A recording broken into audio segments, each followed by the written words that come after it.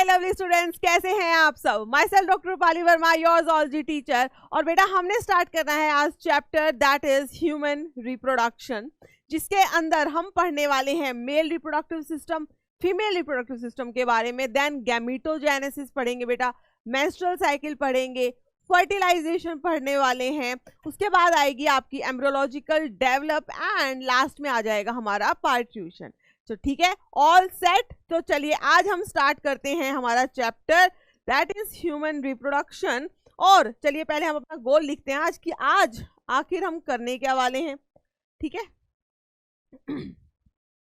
तो बेटा सबसे पहले हम इसमें करेंगे mail reproductive system.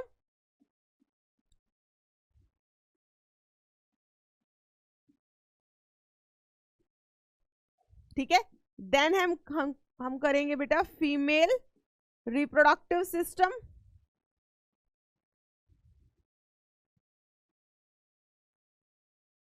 Female reproductive system, उसके बाद आ जाएगा आपका गैमीटोजेनेसिस। और गैमीटोजेनेसिस में हम दोनों चीज पढ़ेंगे, one is spermatogenesis and another is oogenesis। Another is oogenesis। ठीक है बेटा, तो ये रहेंगे हमारे आज के टॉपिक। तो चलिए स्टार्ट करते हैं लेक्चर। तो बेटा सबसे पहले हम करेंगे मेल रिप्रोडक्टिव सिस्टम, बट उससे पहले मैं आपको बताना चाहती हूँ कुछ रिप्रोडक्टिव इवेंट्स के बारे में। देखो मेल रिप्रोडक्टिव सिस्टम तो हमने पढ़ना ही है, ठीक है, उसका पूरा स्ट्रक्चर पढ़ेंगे, ऐसे ही फीमेल का पढ़ेंगे, लेकिन आखिर वहाँ होना क्या है, स्पर्मेटोजेनेसिस होनी है। ठीक है, वही हमारा इस चैप्टर का मोटिव है। सो मैं अभी आपका जो एनसीईआरटी है उसका फर्स्ट पैराग्राफ जो है उसके अंदर हमें कुछ इवेंट्स बताए हुए हैं, वो इवेंट्स के बारे में जान लेते हैं। ठीक है, तो सबसे पहले हमारा टॉपिक है बेटा, ठीक है, सबसे फर्स्ट टॉपिक जो हमारा है that is the major reproductive events. Major reproductive events. First हम पढ़ रहे हैं बेटा मेजर रिप्रोडक्टिव इवेंट्स, जिसके अंदर सबसे पहले हमारा है गैमीटोजेनेसिस। First is गैमीटोजेनेसिस। गैमीटोजेनेसिस का मतलब क्या होता है? Gametogenesis means formation of gametes. Gametogenesis means formation of gametes. अब ये गैमेट्स जो हैं ये भी तो दो टाइप के हो सकते हैं। कौन से हो सकते हैं? अगर मैं मेल्स की बात करूं, मेल्स एंड देन फीमेल्स। अगर हम मेल्स की बात करें बेटा, सो मेल्स के अंदर क्या बनता है? मेल्स के अंदर बनता है स्पर्म, मेल के अंदर बनता है बेटा स्पर्म, फीमेल के अंदर बनता है एग और यू कैन से ओवम। ठीक है, और इन प्रोसेसेस को हम कहते हैं, यहां पर कहेंगे हम स्पर्मेटोजेनेसिस, और फीमेल में कहेंगे हम इसको oogenesis। ठीक है, इतनी बात क्लियर है? ठीक है, तो अब सबसे पहला रिप्रोडक्टिव इवेंट की रिप्रोडक्शन जब होती है तब इवेंट्स आखिर क्या क्या होते हैं, तो उसके लिए सबसे पहले होगा बेटा gametogenesis, that is formation of gamete. Male के अंदर बनते हैं स्पर्म्स, फीमेल के अंदर बनते हैं एग और ओवम। ठीक है, मेल के अंदर स्पर्म बनने की प्रोसेस को कहा जाएगा स्पर्मेटोजेनेसिस, फीमेल में बन गया एग तो उसे कहा जाएगा oogenesis। चलो ठीक है, एग बन गए। रिप्रोडक्शन का मतलब क्या है? एक हमें नया ह्यूमन बीइंग बनाना है, तो हमें इस एग और स्पर्म, ये क्या होते हैं बेटा? Haploid. These are haploid, they have half the number of chromosomes, haploid है। इन दोनों की हमें क्या करवानी है? फ्यूजन करवानी है। कैसे करवाएंगे? कि किसी तरीके से ये स्पर्म जो है इस एग के पास चले जाएं। सो गैमीटोजेनेसिस होगी। नेक्स्ट स्टेप हो जाएगा बेटा insemination. Next step is insemination.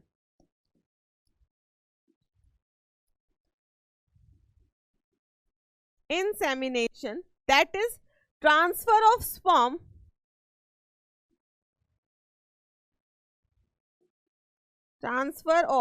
sperms by male into the female reproductive system।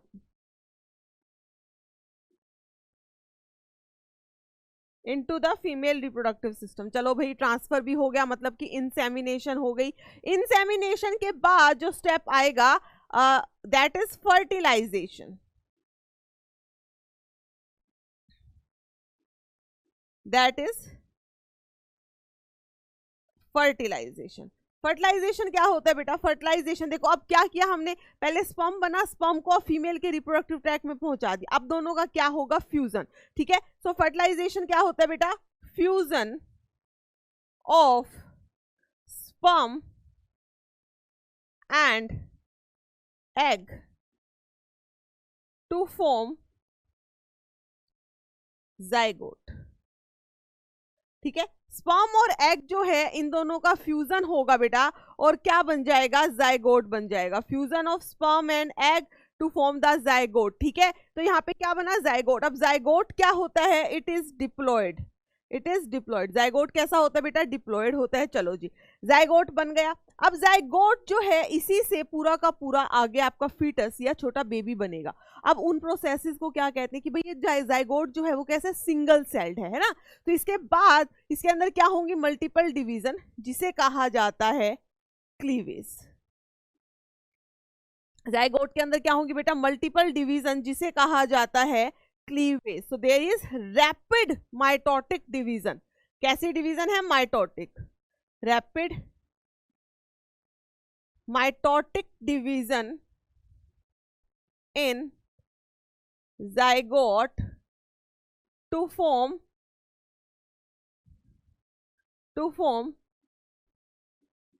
multicellular structure. Rapid mitotic division in zygote to form the multicellular structure known as blastula, या हम इसे कह सकते हैं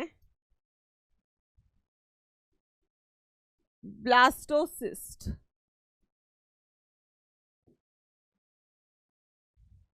ब्लास्टूला और you can say the blastocyst. ये क्या है भाई? देखो जाइगोट क्या था बेटा? मान लो कि मैं कहती हूं ये था वो जाइगोट जो कि क्या है? 2n।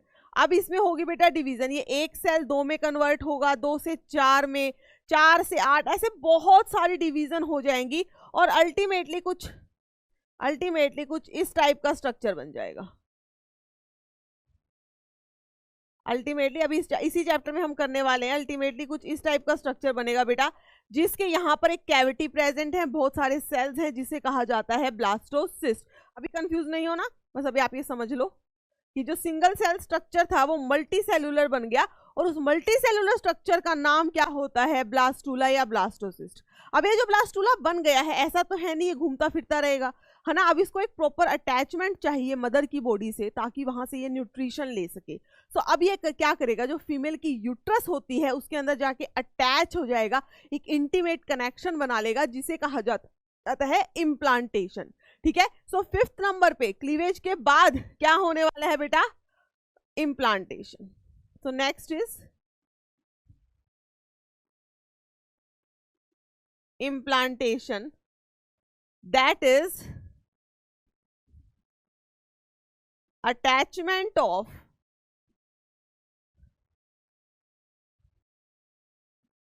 blastocyst to the uterine wall। Uterus की वॉल से ब्लास्टोसिस्ट की अटैचमेंट हो जाना is known as the implantation. ठीक है, वो क्या हो गया बेटा? इम्प्लांटेशन हो गया। चलो फिर उसके बाद होने वाला है यहाँ पे गैस्ट्रुलेशन। देखो अभी क्या था बेटा? ब्लास्टोसिस्ट। अब वो वहां से क्या लेगा? बहुत सारा न्यूट्रिशन वगैरह लेगा मदर से, और ये ब्लास्टोसिस्ट जो है गैस्ट्रूला में चेंज हो जाएगा। गैस्ट्रूला मतलब क्या होता है? गैस्ट्रुलेशन का मतलब होता है बेटा formation of the germ layers. और आपको पता है हमारी बॉडी के अंदर 3 जर्म लेयर होती हैं, एक्टोडर्म, एंडोडर्म, मेसोडर्म। वहीं से हमारे सारे ऑर्गन्स अराइज होते हैं। तो अभी तो वो क्या है? जस्ट एक मल्टी सेलुलर स्ट्रक्चर है। अब उसके अंदर क्या बनेंगी? जर्म लेयर्स, जहां से बाद में सारे स्ट्रक्चर डेवलप होना शुरू हो जाएंगे। So next is gastrulation. Gastrulation का मतलब क्या होता है? Blastocyst is changed into gastrula with 3 germ layers. Blastocyst changes to gastrula with 3 germ layers. Blastocyst changes to gastrula with 3 germ layers. तो अब क्या हो गई है, गैस्ट्रुलेशन हो गई. क्या हो गई बेटा, गैस्ट्रुलेशन. और उसके बाद क्या आएगा आपका, ऑर्गेनोजेनेसिस. ऑर्गेनोजेनेसिस नाम से ही क्लियर है, ऑर्गन की फॉर्मेशन. जेनेसिस मतलब होता है फॉर्मेशन, ऑर्गेनोजेनेसिस मतलब formation of the specific tissue, organ, organ system. Formation of specific tissues, organ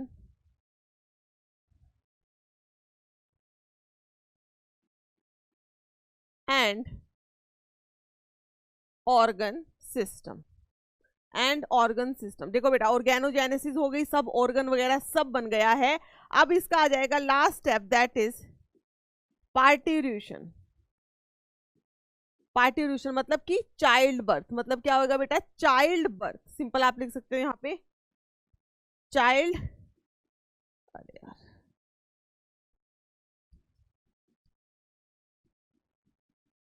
मतलब जो फीटस, जो पूरा का पूरा चाइल्ड अब बन चुका है, उसको फीमेल के यूट्रस से एक्सपेल आउट किया जाएगा. That is known as the parturition, that is child birth. और ये पूरा प्रोसेस होने में लगते हैं बेटा 9 मंथ्स. उस 9 मंथ के पीरियड को बोला जाता है gestation period.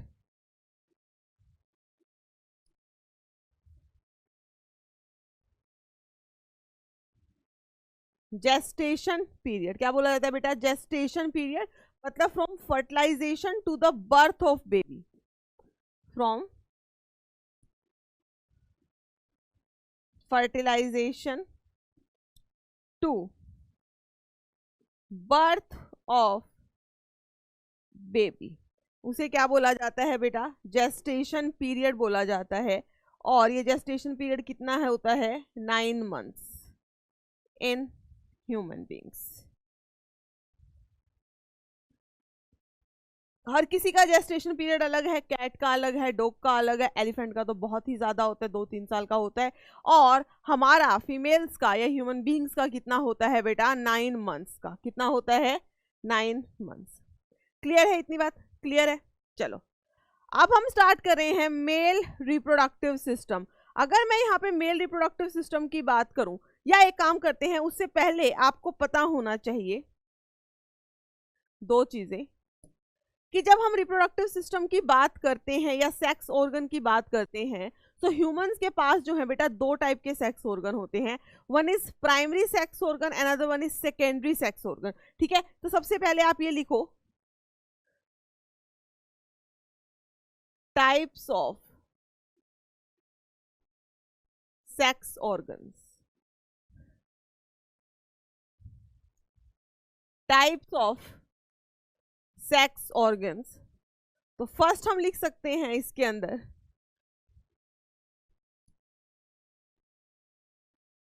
Primary sex organ. ठीक है, दूसरा होता है बेटा secondary sex organ. First is the primary sex organ, another one is the secondary sex organ. अगर मैं प्राइमरी सेक्स ऑर्गन की बात करूं, जैसे मेल्स के अंदर होती है टेस्टिस, और फीमेल्स के अंदर क्या होती है, फीमेल्स के अंदर होती है बेटा ओवरी. मेल्स के अंदर होती है टेस्टिस और फीमेल्स के अंदर क्या होती है बेटा, ओवरी होती है. तो बेटा फीमेल्स के अंदर क्या होता है, ओवरी होता है. अब इनका काम क्या है, देखो मेल के अंदर अगर टेस्टिस है, टेस्टिस का मेन काम हम क्या बोलते हैं भाई, वो क्या बनाते हैं, स्पर्म बनाते हैं. क्या बनाते हैं, स्पर्म. और अगर फीमेल्स में ओवरी की बात करें तो क्या बनाते हैं, एग बनाते हैं. ठीक है, अब मेल में टेस्टिस में स्पर्म तो बनाया बेटा, साथ में बनाते हैं हार्मोन, सेक्स हार्मोन. ऐसे ही फीमेल्स के अंदर भी क्या बनते हैं, सेक्स हार्मोन. ठीक है, सो प्राइमरी सेक्स ऑर्गन की बात करूं, सो इनके फंक्शन में आप क्या लिख सकते हो, ये बनाते हैं फॉर्मेशन. अगर चलो फंक्शन लिख देते हैं हम, इसकी फंक्शन की बात करूं तो ये बनाते हैं बेटा गैमेट्स.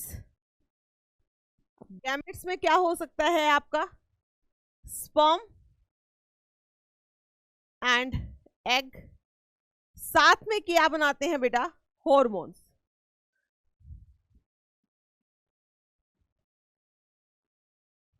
ठीक है, क्या बनाते हैं बेटा, सिक्रीशन ऑफ सेक्स हार्मोन आप लिख सकते हो, सिक्रीशन ऑफ सेक्स हॉर्मोन्स। ठीक है, अगर मैं सेकेंडरी सेक्स ऑर्गन्स की बात करूं तो इनका फंक्शन क्या होता है, for the maturation of the gamete and transportation of the gamete. इनका फंक्शन की बात करें हम सेकेंडरी सेक्स ऑर्गन की, क्या होता है, मैच्यूरेशन ऑफ गैमेट और दूसरा होगा इसका ट्रांसपोर्टेशन ऑफ गैमेट। सो अभी हम जब बात करेंगे मेल रिप्रोडक्टिव सिस्टम और फीमेल रिप्रोडक्टिव सिस्टम, इसको हम दो ही पार्ट में डिवाइड करेंगे बेटा, क्या, प्राइमरी सेक्स ऑर्गन और सेकेंडरी सेक्स ऑर्गन। तो सबसे पहले हम, और याद रखना है आपको, प्राइमरी सेक्स ऑर्गन का काम क्या होता है, formation of gamete and secretion of sex hormone, और सेकेंडरी सेक्स ऑर्गन का काम क्या होता है, ये जो गैमेट बने हैं इनको मैच्योर करवाना और इनका आगे ट्रांसपोर्ट करवाना। ठीक है, चलो अब मैं अगर बात करूं मेल रिप्रोडक्टिव सिस्टम,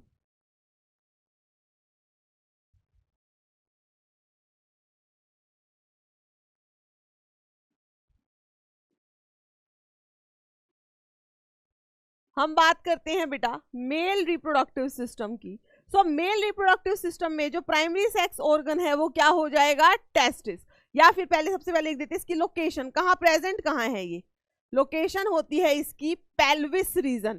पेल्विस मतलब जो आपका एब्डोमेन है उसका बिल्कुल लोअर पोर्शन जो होता है, that is the pelvis region, location हो गई ये। फिर उसके बाद ये क्या इंक्लूड करता है, इट इंक्लूड्स फर्स्ट हो गया primary sex organ and that is testis. ठीक है, फिर हम लिख देते हैं इसके अंदर सेकेंडरी सेक्स ऑर्गन्स के अंदर, सबसे पहले लिखो बेटा इसमें एक्सेसरी डक्ट्स। ठीक है, सबसे पहले अब इसके अंदर हम लिख रहे हैं बेटा एक्सेसरी डक्ट्स। एक्सेसरी डक्ट्स में आप लिखेंगे रेटेटेस्टिस, वासा इफ्रेंशिया, देन हम लिखेंगे इसके अंदर एपिडिडाइमिस, और लास्ट में आ जाएगा आपका वासा डेफरेंस, वासा डेफरेंस। ठीक है, एक्सेसरी डक्ट, फिर आता है आपका बेटा इसके अंदर एक्सेसरी ग्लैंड्स। एक्सेसरी ग्लैंड्स में हम क्या इंक्लूड करेंगे, एक्सेसरी ग्लैंड में आप इंक्लूड करोगे seminal vesicles, prostate gland,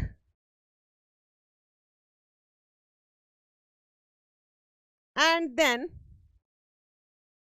बल्बोयूरिथ्रल,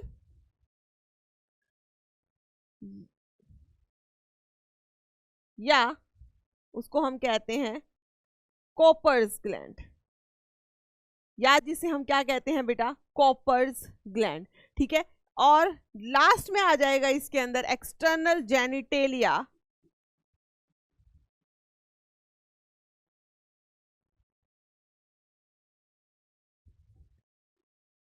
and that is penis, and that is penis. So ये है मेल रिप्रोडक्टिव सिस्टम जिसकी लोकेशन हमने लिख दी है पेल्विस रीजन, क्या क्या इंक्लूड करता है, प्राइमरी सेक्स ऑर्गन, और यहां से लेकर बेटा यहां तक ये सब क्या है, this all are the secondary sex organs, this all are the secondary sex organs. Clear है, चलो अब देखते हैं हमारी बुक क्या कहती है मेल रिप्रोडक्टिव सिस्टम के बारे में, कि ये कहाँ पे प्रेजेंट है, ये मैंने अभी आपको बताया, प्रेजेंट इन द पेल्विस। इसके अंदर क्या होता है बेटा, टेस्टिस होती हैं। ठीक है, अगर मैं टेस्टिस की बात करूं तो टेस्टिस जो है it is paired structure, testis क्या होती है, पेयर्ड स्ट्रक्चर होती है। ठीक है, उसके बाद कुछ एक्सेसरी डक्ट, ग्लैंड और एक्सटर्नल जेनिटेलिया, मैंने आपको सारी डक्ट, ग्लैंड और एक्सटर्नल जेनिटेलिया यहाँ पे कंपाइल करवा दिया।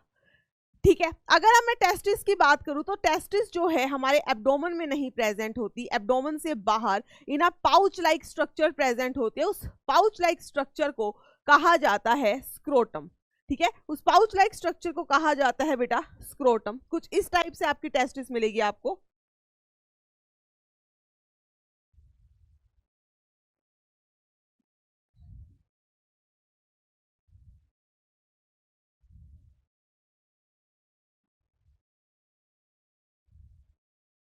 सो बेटा दिस इज स्क्रोटम, ये क्या है scrotum, this is testis, scrotum है, टेस्टिस है। ठीक है, अब पाउच लाइक स्ट्रक्चर जो है इसको स्क्रोटम या स्क्रोटल सैक कह देते हैं। अब ऊपर जाके ये स्क्रोटम जो एब्डोमेन से अटैच होता है विद दिस स्ट्रक्चर, जिसे कहा जाता है इनग्वाइनल कैनाल, जिसे क्या कहा जाएगा बेटा इनग्वाइनल कैनाल।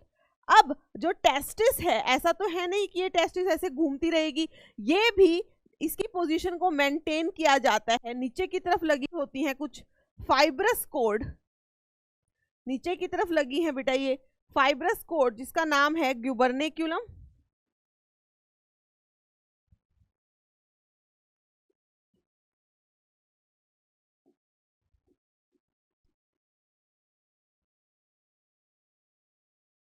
फाइब्रस कोड, ठीक है।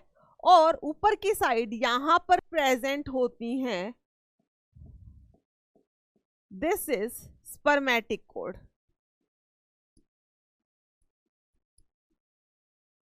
क्या प्रेजेंट होती है बेटा यहां पर प्रेजेंट है क्या स्पर्मेटिक कोड। ठीक है, अब ये स्पर्मेटिक कोड जो है इसमें नर्व्स होती हैं, ब्लड वेसल्स होती है, लिम्फेटिक वेसल सब होती है। It consist of blood vessels, nerves etcetera. ठीक है, ब्लड वेसल्स हैं, नर्व हैं, एक्सेट्रा है। और ये कनेक्ट करती हैं किसको, टेस्टिस को टू द एब्डोमिनल कैविटी। ठीक है, दे कंसिस्ट ऑफ द, किससे बनी हुई है बेटा, they consist of nerves, ducts, blood vessels, ducts लिख दो, connecting testis to abdominal cavity, जो इस टेस्टिस को एब्डोमिनल कैविटी से अटैच करती है। समझ आ गई बात, ये आपको डायग्राम समझाने के लिए ताकि समझ आ जाए। ठीक है, चलो फिर हमारी बुक में अब क्या दिया हुआ है, हमारी बुक कहती है टेस्टिस जो है they are situated in the outside the abdominal cavity in the scrotum. अब आउटसाइड भाई बाहर क्यों प्रेजेंट है, अंदर क्यों नहीं प्रेजेंट। देखो टेस्टिस का काम क्या होता है, स्पर्मेटोजेनेसिस, इन्होंने स्पर्म बनाने हैं। और जो स्पर्म की फॉर्मेशन है, हमारा बॉडी का temperature that is 37 degree Celsius, उस पर नहीं हो सकती। उनको इस टेम्परेचर से 2 से 2.5 डिग्री सेल्सियस टेम्परेचर कम चाहिए अगर ये टेस्टिस क्या बनाना चाहती हैं, स्पर्म बनाना चाहती हैं। ठीक है, तो स्क्रोटम जो होता है it helps in maintaining the low temperature. कितना लो टेम्परेचर बेटा, 2 to 2.5 degree Celsius lower than the normal body temperature. और नॉर्मल बॉडी टेम्परेचर कितना होता है 37, which is necessary for the spermatogenesis. ठीक है, अगर मैं बात करूं ओवरी की, टेस्टिस जो है सॉरी टेस्टिस जो है वो कैसी होती हैं, ओवल शेप की होती हैं, जिसमें इनकी लेंथ जो है, ये इसकी अगर मैं ऐसे लेंथ की बात करूं तो इट इज 4 to 5 सेंटीमीटर। कितनी होती है बेटा 4 to 5 सेंटीमीटर। और ऐसे विड्थ की बात करूं, चौड़ी कितनी है ये ऐसे, सो इट इज 2 to 3 सेंटीमीटर। कितनी 2 to 3, लेंथ कितनी हो गई 4 to 5, विड्थ कितनी हो गई 2 to 3 centimetre. The testis is covered by a dense covering, जो टेस्टिस होते हैं उनके अराउंड पूरी डेंस कवरिंग होती है। ठीक है, each testis has about 250 compartment called testicular lobules. चलो ये डायग्राम भी बनाते हैं एक। ठीक है, अभी हम बना रहे हैं बेटा टेस्टिस का डायग्राम कि कैसे हमारी जो टेस्टिस होती हैं वो कवर्ड होती हैं और कैसे दिखती हैं। इस डायग्राम से काफी चीजें जो है क्लियर हो जाएंगी।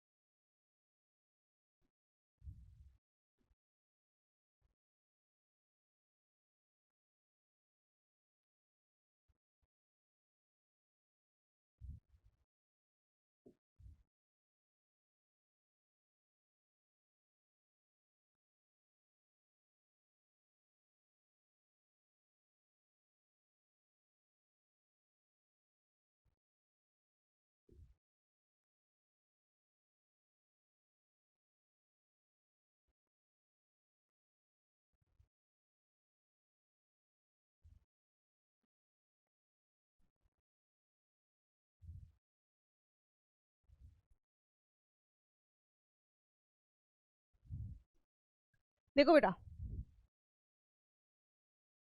ये है टेस्टिस, ये है टेस्टिस, ठीक है, this one is the testis. अब टेस्टिस की क्या लिखा है हमारी बुक में, testis is covered by a dense covering. अब वो डेंस कवरिंग जो है वो 3 लेयर की होती है, ठीक है, कितने लेयर की होती है, 3 लेयर की होती है, जिसमें जो सबसे आउटर कवरिंग है उसे बोला जाएगा, ये जो व्हाइट है इसे हम कह सकते हैं ट्यूनिका वेजाइनैलिस।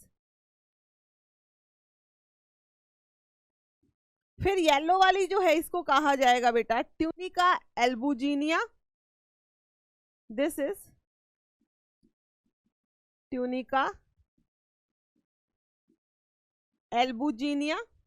और ये जो अंदर वाली है रेड कलर की इसे कहा जाएगा ट्यूनिका वेस्क्यूलोसा। समझ रहे हो इस बात को, देखो समझना है बेटा, टेस्टिस जो है, टेस्टिस इट इज कहां पर ये प्रेजेंट है, पहले तो स्क्रोटल सैक में अंदर बाहर की तरफ स्क्रोटम में प्रेजेंट है, पाउच लाइक स्ट्रक्चर में।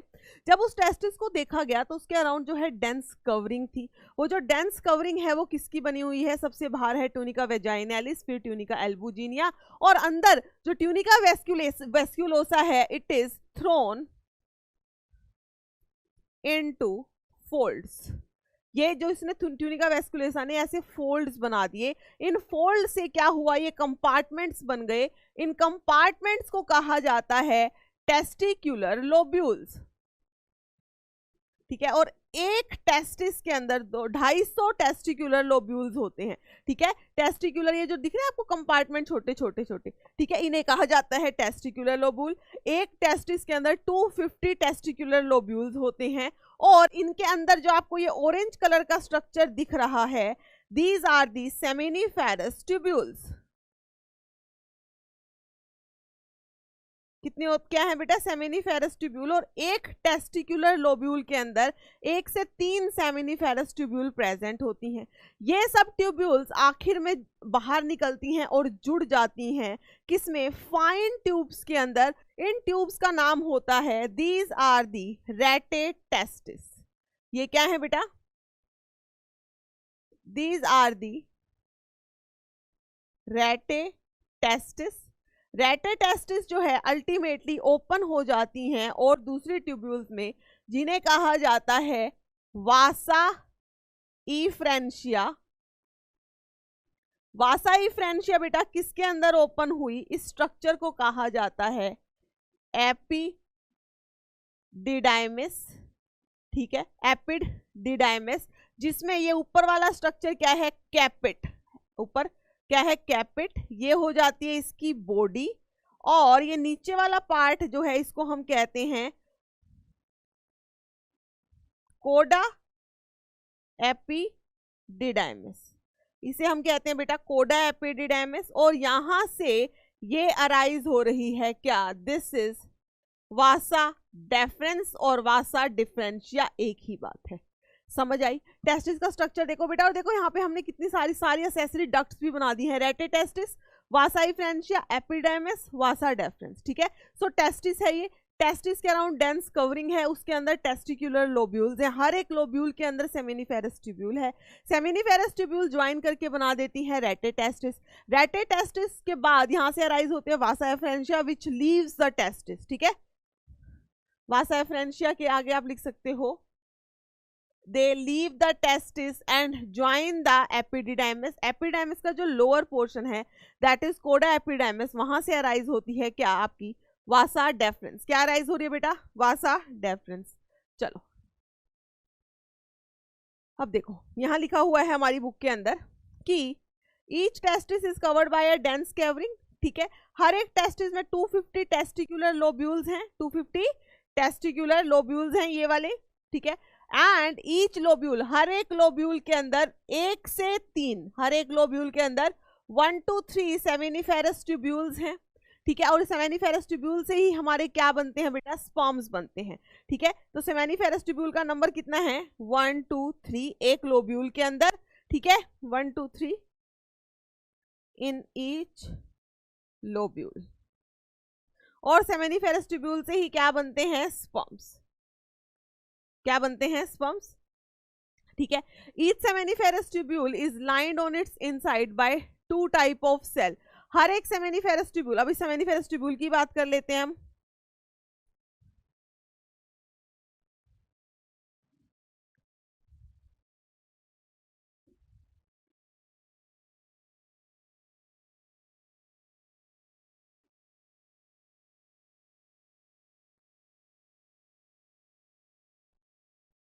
देखो बेटा, जब हम एक सेमेनिफेरस ट्यूब्यूल को कट करके हमने देखा तो हमने देखा कि हर एक सेमेनिफेरस ट्यूब्यूल के अंदर इस टाइप से स्ट्रक्चर हैं।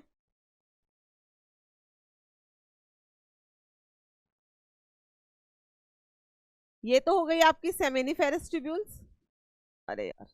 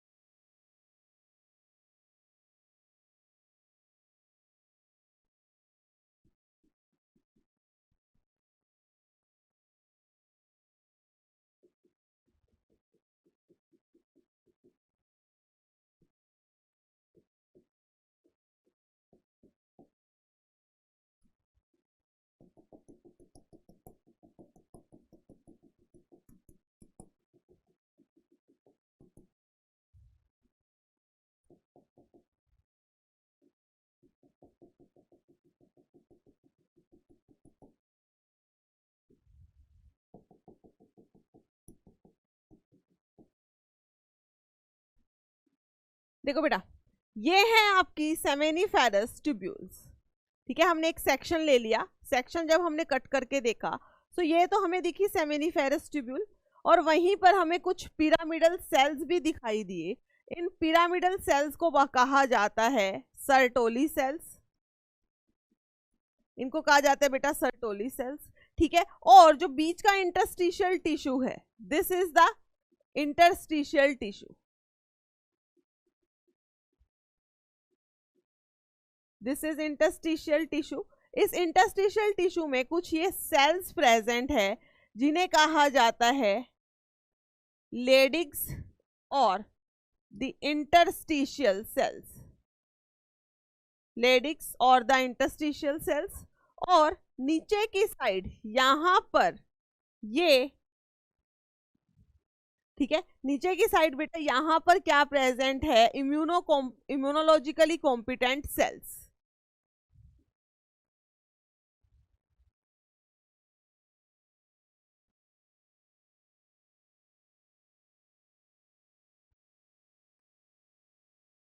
Immunologically competent cells. अब अगर मैं बात करूं इन लेडिक सेल्स की, तो ये सिक्रीट करते हैं, secrete androgen, that is testosterone.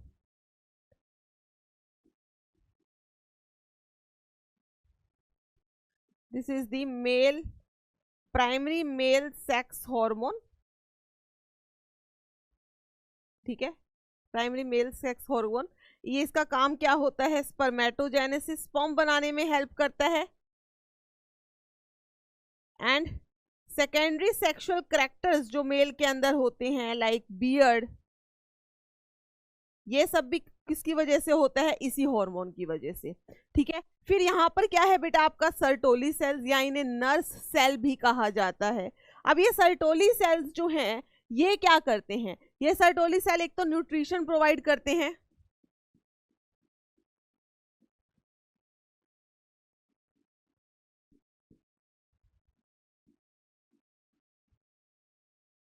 Germ cells. ये जो आपको सेल्स दिख रहे हैं येलो वाले, these are the germ cells, basically male germ cells. और यहीं से क्या बनेंगे बेटा, स्पर्म्स बनेंगे। यहाँ से क्या बनेंगे, स्पर्म्स बनेंगे, मतलब इन्हीं के अंदर स्पर्मेटोजेनेसिस होगी। जब स्पर्म्स बनेंगे तो इनको खाने की जरूरत पड़ेगी, तो वो न्यूट्रिशन कौन प्रोवाइड करता है, ये सर्टोली सेल्स। साथ साथ में ये सर्टोली सेल और क्या सीक्रेट करता है, एक तो ये हो गया, उसके अलावा ये सीक्रेट करता है ABP, that is androgen binding protein.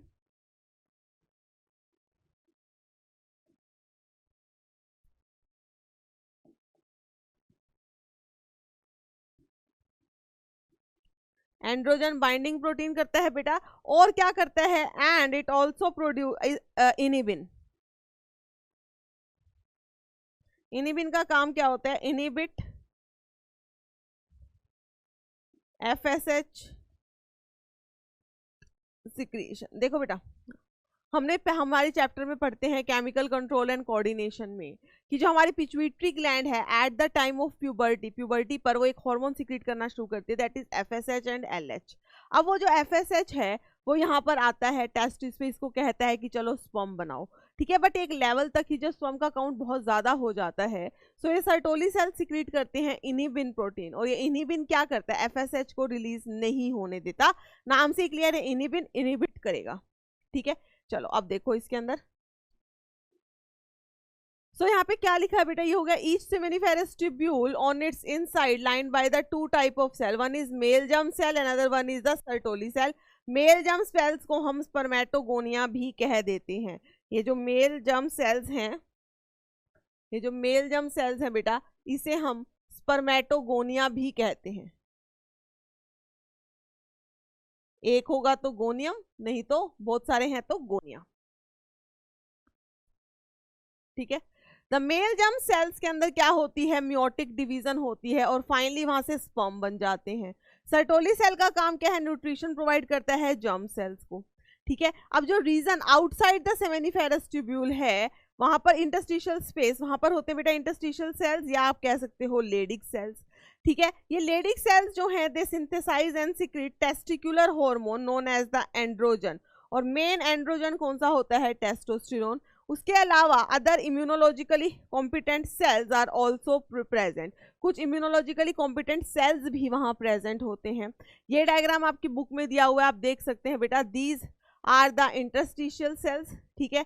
ये वाले जो हैं दीज आर द स्पर्मेटोगोनिया, यहीं से जो है क्या बन रहे हैं, ये स्पर्म बन के निकल रहे हैं, ठीक है।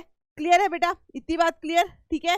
सो मेल रिप्रोडक्टिव सिस्टम में हमने पढ़ लिया कि कैसे सेमिनिफेरस ट्यूब्यूल प्रेजेंट है और वो कहाँ पर स्पर्म्स बनाती है। सो बेटा इतना हमारा हो गया है। अब हम बात कर लेते हैं डक्ट्स की, ठीक है। जैसे मैंने आपको लास्ट वाले डायग्राम में दिखाया था कि यहाँ पर हमने कुछ असेसरी डक्ट्स की बात कर ली थी। ये क्या है, सेमिनिफेरस ट्यूब्यूल कहाँ पर खुली है, रेटेटेस्टिस में। रेटेटेस्टिस से कहाँ गई बेटा, वासा इफ्रेंशिया, वहां से एपिडाइमिस और वहां से वास डेफरेंस, और इसी को हम पाथवे ऑफ स्पर्म भी कह सकते हैं, ठीक है। अगर मैं यूं कह दूं कि भाई pathway of sperm, pathway of sperm की अगर मैं बात करूं बेटा, तो सबसे पहले स्पर्म्स जो हैं वो बने कहां पे थे, स्पर्म्स आपके बने थे बेटा सेमिनिफेरस ट्यूब्यूल्स में। जो मेल जर्म सेल्स हैं वो क्या बनाते थे, स्पर्म बनाते थे। सेमिनिफेरस ट्यूब्यूल से वो स्पर्म्स कहां पर गए हैं, अब वो गए बेटा रेटेटेस्टिस, रेटेटेस्टिस से गए हैं वास इफ्रेंशिया, ठीक है। वास इफ्रेंशिया से गए बेटा कहां पर, एपिडिडाइमिस, एपिडिडाइमिस से गए हैं वास इफ्रेंशिया एपिडाइमिस, वहां से गए बेटा वासा डेफरेंस, ठीक है। वासा डेफरेंस से आपके यूरिथ्रा के थ्रू वो बाहर आ जाते हैं। अब यूरिथ्रा क्या है उसकी बात करेंगे हम, ठीक है। चलो अब देखो, हमें ये डायग्राम देखना है, ये वाला डायग्राम देखो बेटा, जो हमने अभी यहाँ पर टेस्टिस बनाई थी, ठीक है। स्क्रोटम के अंदर वो ये टेस्टिस ये है, यहाँ से आपका ये एपिडाइमिस, दिस वन, ये वाला जो पोर्शन है ना ये एपिडिडाइमिस है।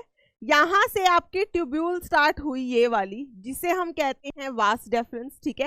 अब वास डेफरेंस जो है बेटा ये स्क्रोटम में से स्टार्ट होके ये एब्डोमेन के अंदर जाती, क्योंकि स्क्रोटम कहाँ था, बाहर था, वहां से स्टार्ट होके टेस्टिस से एब्डोमेन में जाती है, and then it loops around the urinary bladder.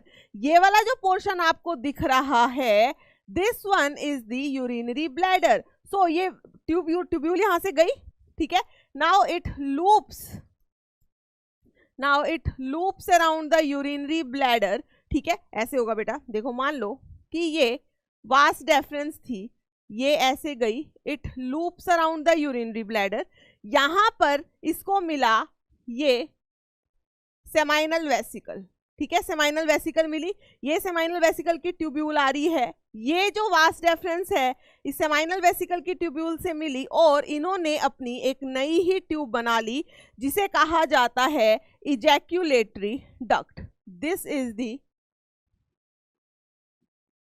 Ejaculatory duct, और ये इजैक्यूलेटरी डक्ट जो है इट ओपन्स इनटू यूरिथ्रा। कहाँ ओपन हो रही है बेटा? यूरिथ्रा। ये जो बीच में जो जा रही है this one is the urethra. Urethra क्या है? कॉमन पैसेज है। Urethra is the common passage for urine and sperm. ठीक है, यूरिथ्रा क्या है बेटा? कॉमन पैसेज है यूरिन के लिए और स्पर्म के लिए। Urethra is the common passage for urine and sperm. यहाँ पे क्या इजैक्यूलेटरी डक्ट समझ आ गया आपको? किससे मिली? Duct from the seminal vesicle and vas deferens they join to form the ejaculatory duct. ठीक है, चलो डक्ट हमें क्लियर हो गया है। उसके बाद ये वाला जो स्ट्रक्चर आपको दिख रहा है बेटा, this is the prostate gland. ये क्या होता है? प्रोस्टेट, ये आपको बता ही दिया मैंने, सेमाइनल वेसिकल। उसके अलावा यहाँ पर ये छोटा छोटा जो प्रेजेंट है, छोटी सी ग्लैंड, इसको कहते हैं बल्बो यूरिथ्रल ग्लैंड। ये bulbourethral gland basically mucus secrete करती है। क्या सिक्रीट करती है बेटा? म्यूकस। क्यों? अगर देखो यहाँ नीचे से आपकी ये क्या स्टार्ट हो गई है, दिस इज द पेनिस। ठीक है, ये है पेनिस, और पेनिस का ये जो एंड पार्ट होता है ये हल्का सा स्वोलन होता है जिसे कहा जाता है ग्लैंस पेनिस। जिसे क्या कहा जाता है? Glans penis. और ये ग्लैंस पेनिस जो है it is surrounded by a loose fold of skin. यहाँ पे क्या है बेटा? एक लूज फोल्ड ऑफ स्किन है जिसे कहा जाता है फोर स्किन। अब ये जो फोर स्किन है ये हल्का सा, इसमें एबिलिटी है ये ऊपर और नीचे हो सकता है। ऊपर नीचे होने के लिए इसको क्या चाहिए? म्यूकस चाहिए, और वो म्यूकस जो है ल्यूब्रिकेशन के लिए कौन सिक्रीट कर रहा है?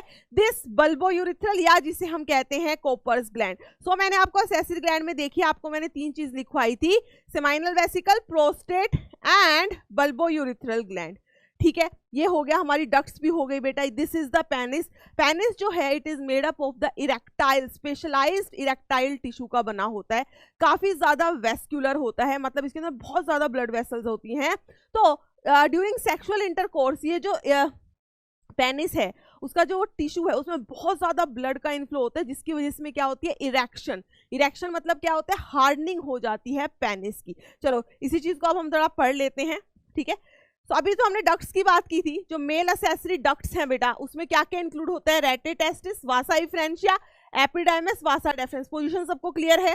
Now the seminal vesicles of the testis they open into Vasa इफ्रेंशिया through the rate testis. मतलब पहले रेटे टेस्टिस फिर वासा इफ्रेंशिया। नाउ वासा इफ्रेंशिया जो है इट लीव्स द टेस्टिस, मैंने आपको लिखवाया था vasa efferentia leave the testis, open into epididymis located along the posterior surface of each test. आपको याद रखना है ये जो एपिडाइस हम तो दिखा रहे हैं ना, टेस्टिस ऐसे है, हम तो दिखा रहे हैं आगे की तरफ क्योंकि हमें तो दिखाना है, हमें तो समझना है, लेकिन ये एपिडाइमस टेस्टिस के पीछे की साइड प्रेजेंट होती है बेटा। वहीं से जो है आपकी रेटे जो वासा इफ्रेंशिया उसको ज्वाइन करती है और जो वासा डेफरेंस है वो वहां से स्टार्ट होती है। ठीक है, चलो द एपिडाइमस जो है it leads into vasa deferens. Vasa deferens ascend मतलब ऊपर जाती है to the abdomen, loops around the urinary bladder. ठीक है, फिर it receives a duct from the seminal vesicle and form the ejaculatory duct. बता दिया मैंने आपको। ठीक है, दीज डक्ट, ये जो डक्ट हैं एपिडाइमस बेसिकली इनका काम क्या होता है? They store and transport the sperm. जितनी भी डक्ट्स हैं they store and transport the sperm from testis to outside through the urethra. Through the urethra, जो यूरिथ्रा है वो कहाँ से बन रही है? Originate from the urinary bladder, वहां से वो यूरिन लेकर आती है, and extends through the penis to its external opening called as the urethral meatus. Called as the urethral मीएटस। Clear? Now penis की बात करें बेटा तो पेनिस क्या होता है? एक मेल एक्सटर्नल जेनिटिलिया है। किसका बना है? स्पेशलाइज्ड इरेक्टाइल टिश्यू का बना है जो उसको इरेक्शन में हेल्प करता है, जिससे कि क्या हो जाए? To facilitate insemination. देखो जब पेनिस हार्ड होगी तभी वो फीमेल वेजाइना में एंटर कर पाएगी और तभी वो स्पर्म वहां रिलीज कर पाएगी, उसी का हम क्या कहते हैं? इंसेमिनेशन। ठीक है, जो मैंने आपको बताया था जो पेनिस का एंड है इट इज एनलार्ज, जिसे कहा जाता है glans penis, and is covered by the loose fold of skin, जिसे कहा जाएगा बेटा foreskin. Covered by the loose fold of skin called as the foreskin, जिसे क्या कहते हैं बेटा, फोर स्किन। ठीक है, now the male accessory gland, उसमें क्या था बेटा, पेयर्ड ग्लैंड थी आपकी, कौन सी सेमाइनल वेसिकल और बल्बो यूरिथ्रल। ये क्या होती है, पेयर्ड, इंक्लूड सेमाइनल वेसिकल और पेयर्ड बल्बो यूरिथ्रल। उसके अलावा जो प्रोस्टेट है बेटा, ये होती है सिंगल, प्रोस्टेट क्या है, सिंगल लार्ज ग्लैंड होती है। ठीक है, अभी इन ग्लैंड की सिक्रीशन जो है वो क्या बनाती है, सेमाइनल प्लाज्मा। देखो स्पर्म्स क्या रिलीज करते हैं बेटा, सीमेन। सीमेन क्या होता है, सीमेन होता है बेटा sperm plus seminal plasma, sperm plus seminal plasma. देखो जो मेल जो हैं ड्यूरिंग इजैक्यूलेशन क्या रिलीज करते हैं, हम हमेशा कहते हैं स्पर्म रिलीज किया, बेसिकली वो सीमेन रिलीज करते हैं। उस सीमेन के अंदर स्पर्म तो है ही, साथ में लिक्विड पोर्शन जो है वो भी है, जिसे कहा जाता है सेमाइनल प्लाज्मा। अब ये सेमाइनल प्लाज्मा को कौन बना रहा है बेटा, असेसरी ग्लैंड। कौन सी gland, seminal vesicle, prostate and bulbourethral gland.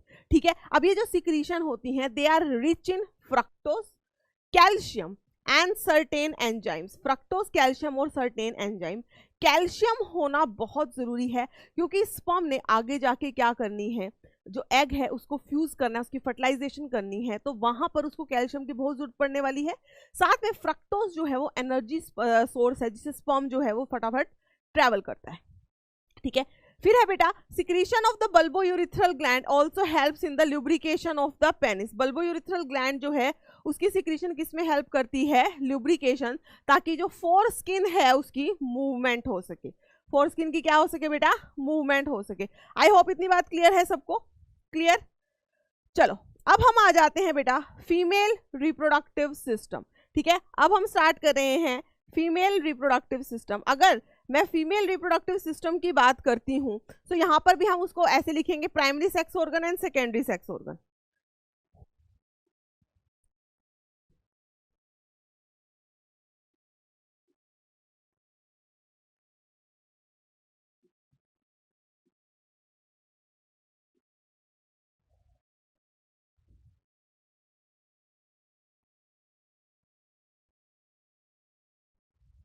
Female reproductive system की बात करें बेटा तो इनके पास क्या होता है,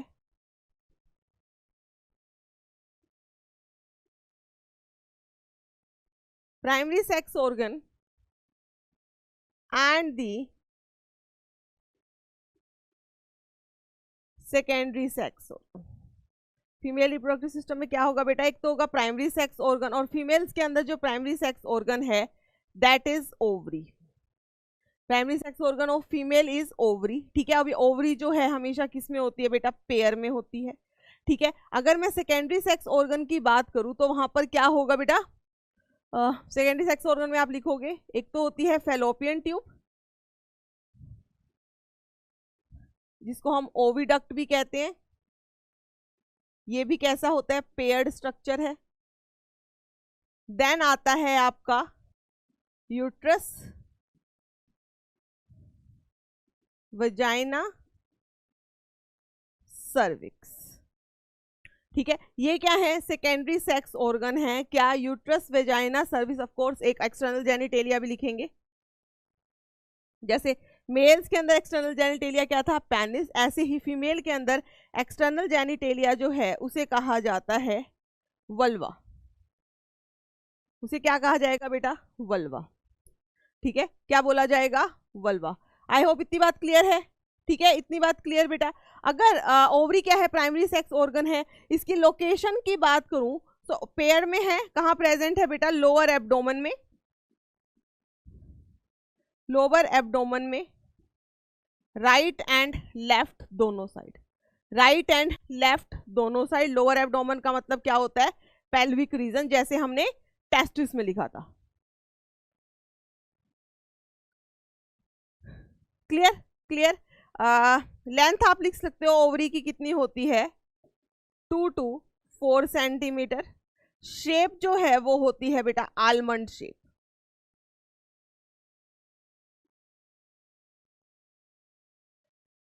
ठीक है, चलो देखो, The female reproductive system consists of the pair of ovaries along with the pair of oviduct, uterus, cervix, vagina and external genitalia located in the pelvic region.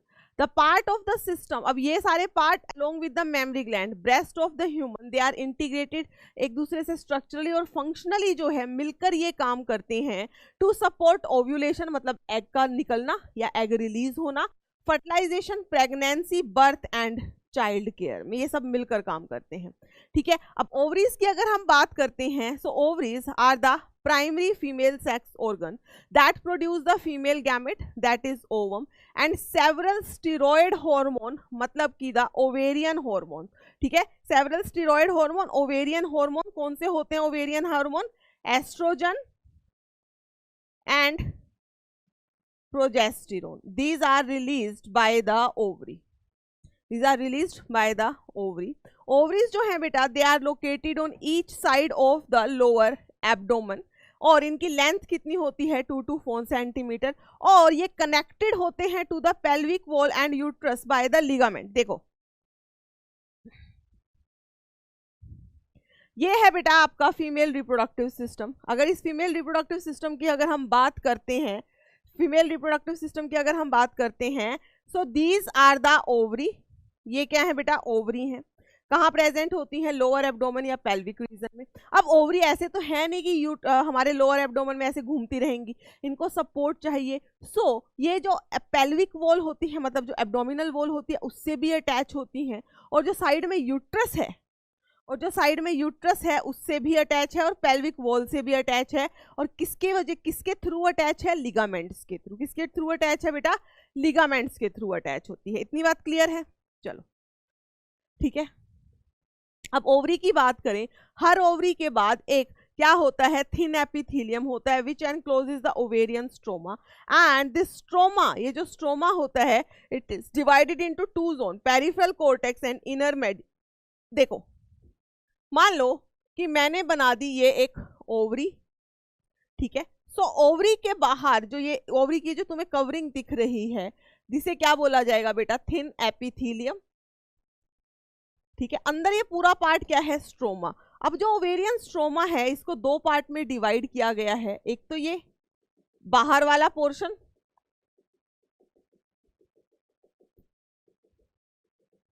ठीक है, और एक ये अंदर वाला पोर्शन, ठीक है। बाहर वाला और अंदर वाला। ये जो बाहर वाला पोर्शन है इसे कहा जाता है कॉर्टेक्स और इस अंदर वाले पोर्शन को कहा जाता है मेड्यूला, ठीक है। कॉर्टेक्स जो बाहर वाला पोर्शन है, यहां प्रेजेंट होते हैं ग्रोइंग फॉलिकल्स, ठीक है। और ये जो मेड्यूला है बेटा, यहां प्रेजेंट होता है न्यूरोवेस्कुलर बंडल। क्या प्रेजेंट है? न्यूरोवेस्कुलर बंडल, मतलब कि नर्व्स हैं, ब्लड वेसल्स हैं, लिम्फ वेसल्स हैं, सब प्रेजेंट है। और देखो ओवरी का काम क्या था? ओवरी का काम क्या था बेटा? एग बनाना। अब वो जो एग हैं वो कहाँ बनते हैं? छोटे छोटे फॉलिकल्स होते हैं जिनकी हम आगे बात करेंगे। वो फॉलिकल्स जो है वो बाहर वाले रीजन दैट इज कॉर्टेक्स में प्रेजेंट है और मेड्यूला जो है उसके अंदर प्रेजेंट होता है न्यूरोवेस्कुलर बंडल। क्या प्रेजेंट है बेटा? Neurovascular bundle. आई होप इतनी बात क्लियर सबको। चलो फिर देखो, फिर आ जाते हैं हम ओविडक्ट्स पे।